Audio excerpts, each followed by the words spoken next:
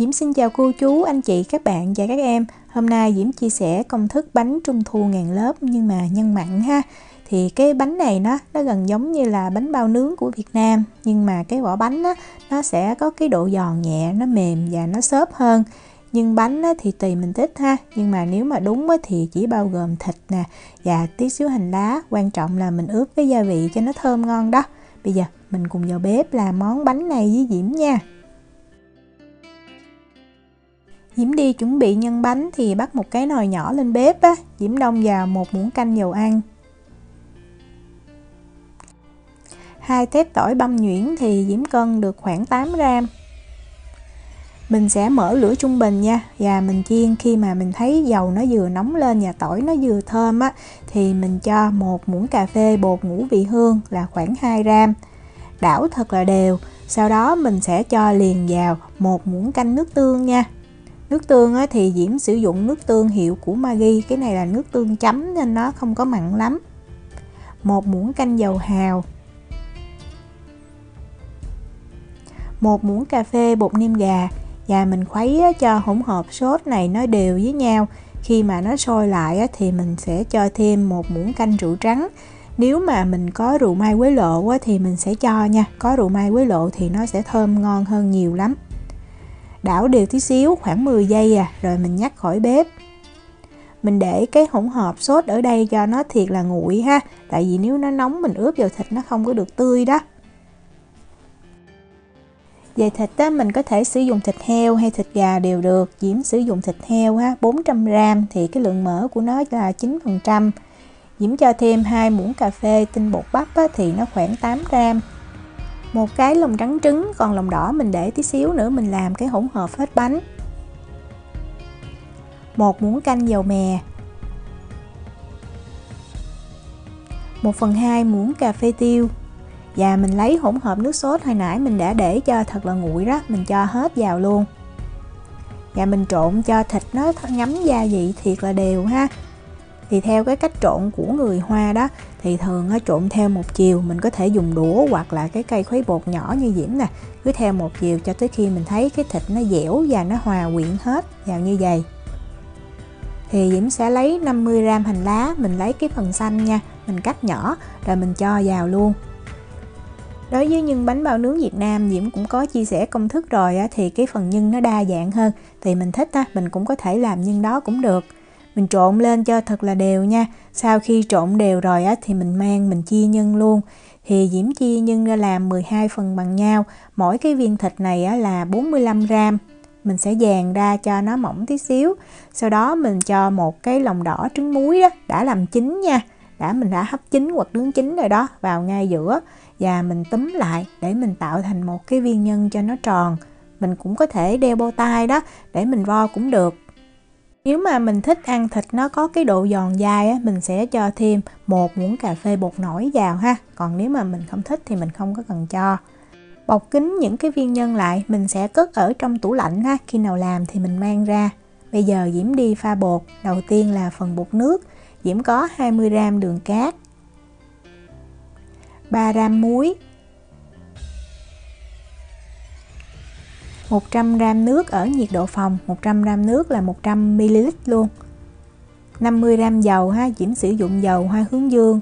Và mình khuấy cho muối đường nó tan trong hỗn hợp chất lỏng. Khi tan đều hết rồi thì mình đi cân bột. Thì Diễm sử dụng bột mì đa dụng ha, cái hiệu của Thái Lan. Diễm cân vào 200 gram. Mình sẽ dùng đũa đó, mình khuấy theo một chiều thiệt là đều cho tới khi mà mình thấy cái bột khô nó thấm vào hết cái hỗn hợp chất lỏng. Thấm đều như vậy thì bây giờ mình sẽ nhồi bột tí xíu ha. Thời gian nhồi bột thì khoảng từ 2 cho tới 3 phút Nhồi như vậy để bột nó thiệt là đều và với cái công thức này lượng chất béo nó cũng không có nhiều. Vì vậy mình nhồi luôn, mình không cần phải để cho bột nó nghỉ. Mình vừa nhồi vừa miết khoảng chừng 2 phút sau đó mình đập bột khoảng từ 15 cho tới 20 cái thì mình thấy cái khối bột nó sẽ dẻo hơn. Nó không phải thiệt là mịn nha. Đó, nó là như vậy. Nhưng mà rất là mềm và dẻo. Dùng màng bọc thực phẩm á, bọc bột kín lại để bột nghỉ 60 phút á, là mình làm được. Hoặc là không có thời gian á, thì mình cũng có thể để bột ở bên ngoài 8 tiếng đồng hồ ha, tối đa. Bây giờ mình qua mình làm phần bột dầu. Diễm cân 130g bột mì đa dụng. Về dầu á, thì Diễm sử dụng là 55g. Nếu mà mình chưa có quen á, thì mình cứ cho 55g dầu vào và mình nhồi ha. Khi mà mình thấy á, bột nó quá khô thì mình sẽ cho thêm tí xíu dầu. Nếu mà quá nhão thì mình cho thêm bột khô thôi. Đó, mình do cái cục bột lại được nguyên khối như vậy và mình cầm lên mình thấy nó rất là mềm ẩm ha. Như vậy thì lúc mà mình cán bột nó dễ dàng. Mình cũng lấy màng bọc thực phẩm á, mình đậy bột lại để bột nghỉ cũng được ha, hoặc là nhồi xong mình làm liền vẫn được. Diễm để ở đây 60 phút để đợi cái bột nước á. Sau 60 phút á, thì mình chia cái bột dầu ra làm thành 12 phần bằng nhau. Mỗi viên bột á, là 15g. Mình nên lót cái màng bọc thực phẩm ở dưới tránh cho bột nó bị dính vào cái dĩa. Về bột nước á, thì Diễm cũng chia ra làm 12 phần bằng nhau và mỗi cái viên bột á, nó khoảng 30g. Sau khi chia đều rồi á, thì mình vo cái miếng bột lại cho nó tròn á, để mình dễ tạo hình. Mình cứ túm lại mình kéo thì mình thấy cái bột nó rất là mịn. Đó, và mình túm mình díp cái mí nó lại ha. Và để cái mí này mình để ở phía bên dưới nha. Để cho bột nó dễ tạo hình hơn á, thì Diễm sẽ dùng màng bọc thực phẩm á, Diễm đậy lại và để cho bột nó nghỉ 15 phút. Nếu mà mình làm quen tay thì mình có thể làm liền cũng được. Sau 15 phút á, thì Diễm lấy cái viên bột mà hồi nãy mình vo đầu tiên á, mình ra mình bọc bột trước.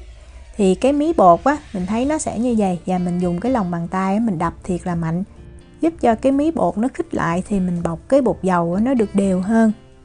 Cho viên bột dầu vào ngay giữa và mình díp mí lại thôi, cũng giống như cách gói bánh bao á, hoặc là miễn sao mình túm lại nó bọc hết cái viên bột dầu là được. Và khi để vào cái dĩa thì mình cũng để cái mí á, nằm ở bên dưới ha. Cái viên bột nào á, gói đầu tiên á, thì mình sẽ lấy ra mình cán. Cái mí bột á, mình lật lên mình thấy nếu mà nó hở thì mình díp nó lại như vậy. Và mình để cái mí nó nằm xuống bên dưới. Dùng cây cán bột á, mình cán theo chiều dọc. Sau đó lật bột lên xếp lại làm 3. Để mí bột nằm bên dưới và mình lại cán cho nó dài ra theo chiều dọc một lần nữa. Lật lên và mình cũng xếp lại làm 3, vậy là xong. Và cái mí bột lúc nào mình cũng để cho nó nằm bên dưới nha. Rồi mình lại lấy cái miếng bột đã cán trước đó, mình lấy ra mình làm. Thì lúc này á, mình để cái miếng bột bên dưới và mình cán cho miếng bột nó mỏng ha. Cái độ dày nó khoảng từ 1 tới 2 mm là được. Mình lật lên á, mình thấy á, cái bề mặt nào láng á, thì mình sẽ để cho nó nằm ở bên ngoài. Cái này láng nè, Diễm để nằm bên ngoài ha. Dỡ lên thì bột nó sẽ co lại đó, vì vậy mình cán ra tí xíu to chút á, thì mình gói cái bánh nó sẽ dễ hơn. Để viên nhân vào ngay giữa và mình túm lại. Túm xong á, thì mình sẽ giữ cái mí bột khoảng cỡ chừng 10 giây nha. Như vậy thì nó mới kết dính. Đó, mình cứ chỉnh làm sao, mình chỉnh mình túm cho cái viên bột nó tròn á. Cái mí bột đó mình díp nó lại và mình để nằm ở bên dưới. Vậy là mình đã gói xong. Sau khi gói xong hết á, thì mình sẽ đi làm nóng cái lò nướng nha. Diễm bật lò lên 2 lửa trên và dưới, không bật quạt, nhiệt độ là 170 độ C, 338 độ F. Khi mà lò nướng nó đã nóng đủ rồi thì mình mang bánh mình đi nướng. Diễm sẽ đặt cái vỉ bánh này ở cái rãnh thứ 2 của lò từ dưới điếm lên. Và mình nướng ở nhiệt độ 170 độ C này trong khoảng thời gian từ 20 cho tới 22 phút. Mình sẽ nhìn mình thấy cái vỏ bột nó sẽ chuyển sang cái màu trắng đục ha. Lúc này mình nướng cho cái vỏ bột nó chín được khoảng 80% á. Thì mình lấy bánh ra, Diễm nướng được 21 phút nè. Và mình dùng một cái lồng đỏ thêm 1 muỗng cà phê sữa tươi đó, mình phết lên trên mặt bánh. Phết đều là được ha, rất là dễ. Phết được cái bánh nào á, thì mình sẽ rắc mè liền lên. Tại vì nếu mà mình đợi lâu á, thì mè nó sẽ không dính vào trên cái mặt bánh nữa. Sau khi phết trứng và rắc mè đều rồi thì mình mang bánh mình đi nướng thêm một lần nữa, cũng ở nhiệt độ 170 độ C. Diễm đặt bánh ở rãnh giữa của lò nha, ngay giữa lò luôn. Và mình nướng trong khoảng thời gian từ 10 cho tới 12 phút. Mình nhớ canh cái bánh á, nó sẽ chuyển sang cái màu vàng và nó căng tròn ra. Cái vỏ bánh có thể hơi nứt tí xíu á, là mình lấy bánh ra khỏi lò. Cái này là Diễm nướng 10 phút nè. Bánh lấy ra khỏi lò rồi á, mình sẽ để cho bánh nghỉ 15 phút á, cho cái nước thịt á, nó rút vào trong, mình ăn nó sẽ ngon hơn. Và bánh này á, Diễm thấy mình ăn nóng nó ngon, tại vì cái vỏ bánh bên ngoài á, nó giòn và nó tan trong miệng luôn á. Bên trong á, thì cái phần nhân nó vừa thơm, cộng thêm cái lòng đỏ trứng muối á, nó bùi bùi rất là ngon. Nếu mà mình để bánh nguội á, khi ăn mình nên hâm nóng cái bánh lại á, thì nó sẽ ngon hơn. Vì là bánh nhân thịt á, vì vậy nếu mà mình bảo quản nhiệt độ phòng á, thì được 2 ngày. Cất vào trong tủ lạnh á, thì được từ 5 tới 7 ngày. Mà Diễm thấy ngon nhất là mình nên bảo quản trong tủ đông đá đó, được 3 tháng. Khi lấy từ tủ đông đá thì mình để cho nó tan mềm và mình hâm nóng lại. Diễm chúc cô chú, anh chị, các bạn và các em làm được những chiếc bánh thiệt là ngon. Nếu mà có thắc mắc gì thì cứ để lại lời nhắn hoặc là gửi tin nhắn cho Diễm. Diễm cảm ơn sự quan tâm theo dõi video rất là nhiều. Hẹn gặp lại trong những video tiếp theo. Chào tạm biệt.